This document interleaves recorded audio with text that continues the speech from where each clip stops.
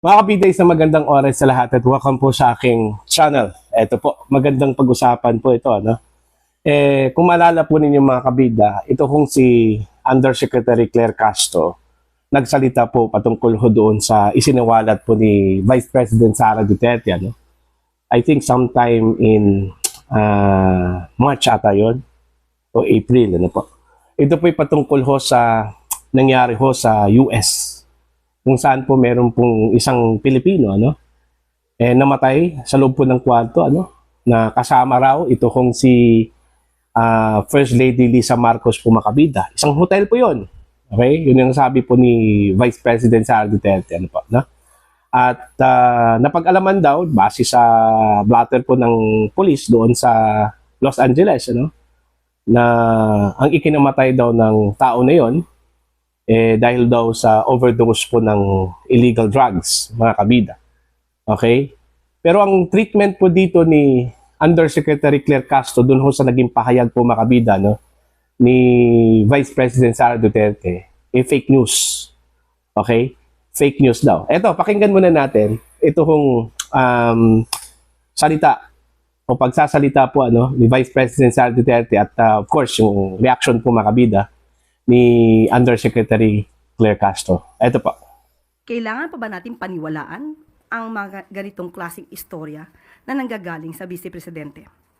Tapos, nung nagkaroon ng malaking krimen sa Estados Unidos na merong namatay dahil sa drug overdose, at kung makikita ninyo doon sa police report ay nandoon ang pangalan ni First Lady Lisa Marcos na isa sa mga tao doon sa loob ng kwarto kung nasaan yung tao ay nag-overdose sa suspected drug overdose sa hotel room, at ang daming nakikitang white powder substance na sinabi doon sa police report ay suspected cocaine din, ay bigla nilang kinuha si Pangulong Duterte. Sa kanya pala nanggaling ang fake news. Siya pala ang source ng fake news na ito na pinapakalat laban sa unang ginang kay First Lady. Unang-una po, kailangan pa ba natin paniwalaan ang mga ganitong klaseng istorya na nanggagaling sa Vice Presidente?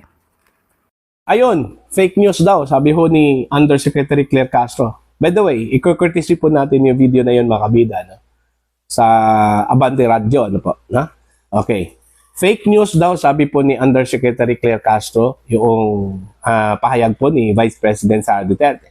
Ngayon, titingnan po natin, mga kabida, kung fake news ba ito, Kasi, meron pong lumabas, actually kahapon pa po ito, Babasahin ko lang po, ito pong balita mula sa bilyonaryo po, Paulo Pawi Tantoco died from the effects of cocaine with underlying heart disease as a contributing factor according to the Los Angeles County Medical Examiner. Yun. Yung tao na binanggit ko po sa inyo na namatay sa loob daw ng kwarto po ng isang hotel doon po sa Los Angeles po, mga kabida. Ito po yun, si Mr. Paulo Tantoco, mga kabida. Okay? Yun yung sinabi po ni Vice President Sara Duterte, nakasama raw ni First Lady Lisa Marcos. Okay? Mga kabida. Nung nangyari po yung insidente according to the Vice President, mga kabida. Now, ang tanong po dito, fake news ba ito? Ito yung tanong po natin kay Undersecretary Claire Castro. Fake news ba ito? Okay? Yun yung sinabi po ni VP Sara, na namatay dun ho sa isang kwarto po ng hotel sa Los Angeles, California po, mga kabida. Okay? Fake news ba ito? Tapos sasabihin po ni Undersecretary Castro, dapat ba tayong maniwala kay Vice President Sara Duterte, meron ngang blatter, may police report daw, sabi po ni VP Sara po, Tapos ito, lumabas na po. Papakita ko po sa inyo, ito pong anong tawag po dito? Report mula sa County of the Los Angeles Medical Examiner. Ito po yung kanila pong report. Okay? Yan po, mga kabida, no? Ang nakalagay ho dito, Juan Paulo Tantoco. Okay? Case number. Ang case number po niya dito, mga kabida, is 2025-04377. Tapos, case status. Ang nakalagay po dito, open. Body status po niya, release. Sex, male. Ethnicity, Asian. Investigator, Laura Araujo. At ang nakalagay po na Deputy Medical Examiner, Dr. Rafi Jabaurian. Ayan.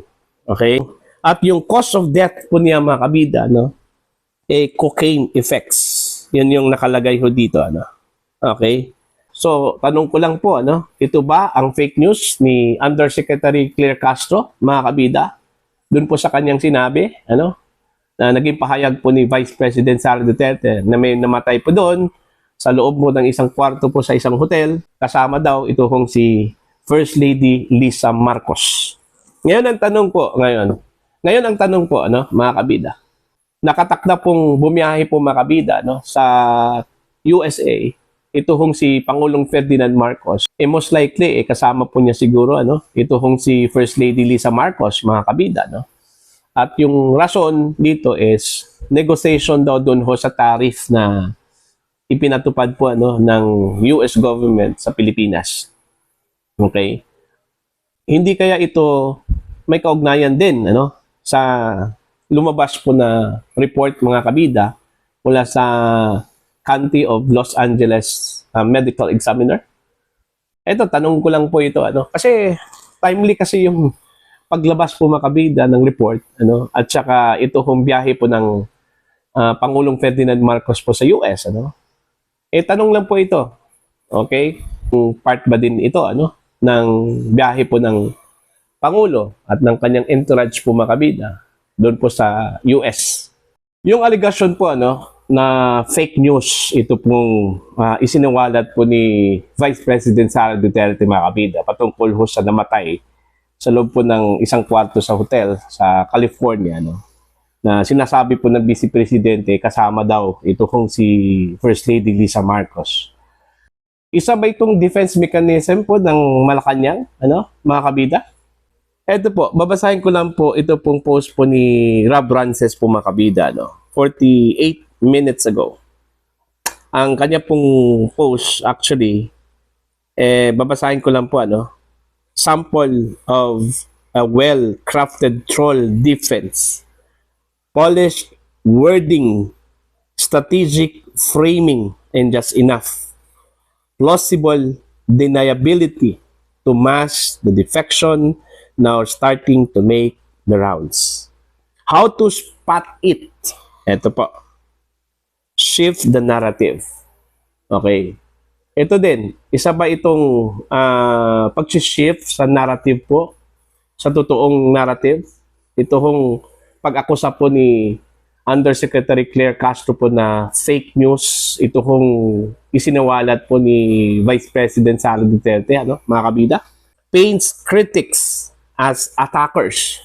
Ito hong mga kritiko po ng administrasyon in relation ho dito sa pagkamatay po ni Paulo Tantoco, mga kabida. Hindi lang po si Vice President Sara Duterte, ano? Ito ba yung sinasabi hong paints critics as attackers? Imbis yung mga kritiko po, ano, binabatikos po nila yung mga sa tingin po nila mali na nangyari. Sila pa yung sinasabi hong nang aatake po, ano, mga kabida. And then wrap silence in sophistication. Well, classic playbook.